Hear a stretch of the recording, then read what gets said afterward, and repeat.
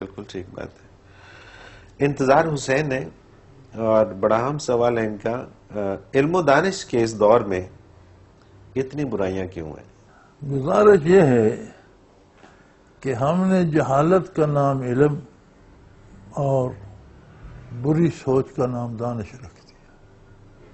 صحیح. یہ علم نہیں ہے کہ جہاز کتنے پرزے جوڑ کر بنتا ہے.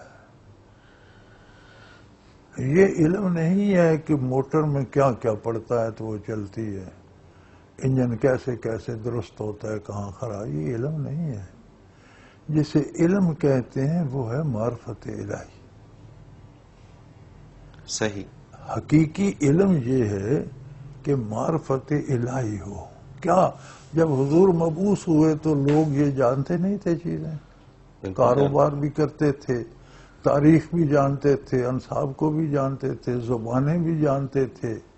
شعر ایسے کہتے تھے کہ آج بھی وہ زینت ہیں کتابوں کی، عہد جاہلیت کے شعر ایسے ایسے شعراء. تو اللہ نے سب کو جاہل کہا. جو اللہ ہی کو نہیں پہچانتا وہ کہاں کا دانش مند؟ اس سے بڑا جاہل کون ہوگا؟ بالکل. تو بھئی جن کو آپ علم و دانش کہہ رہے ہیں یہ معرفت حق کے ساتھ ہوں تو یہ بھی علم کہلاتے ہیں. صحیح. معرفت کے حق کو نکال دیں تو یہ جہالت ہی نہیں، جہالت گر بن جاتے ہیں، بندے کو اور جہالت میں لے جانے کا سبب بن جاتے ہیں. صحیح. بالکل صحیح. کہ میں تو جانتا ہوں. موسیٰ علیہ السلام کے بارے سنا افلاطون نے تو اس نے کہا اللہ کا نبی ہے تو ضرور نبی ہوگا، اچھی باتیں بتاتا ہوگا، لیکن میں تو خود فلاسفر ہوں، جہلا کو جانا چاہیے سیکھیں. تو جہلا جو تھے وہ اسلام لے اور یہ جو فاضل فلاسفر تھا کفر پہ مرا. بالکل صحیح. بالکل صحیح.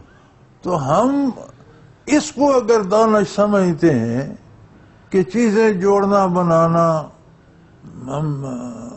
خبریں بنانا، صحافت، ادب، شعر کہنا یہی سارا علم ہے تو یہ تو حضور سے پہلے تھا، تو انہیں اللہ نے جاہل کیوں کہا؟ بالکل صحیح.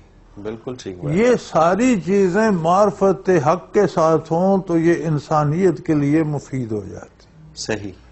عظمت الہی کا ادراک ہو، صداقت رسالت کا ادراک ہو، پھر یہی کام انسانیت کی فلاح کے لیے ہو جاتے ہیں، انہیں جاننا ضروری ہے. بالکل ٹھیک.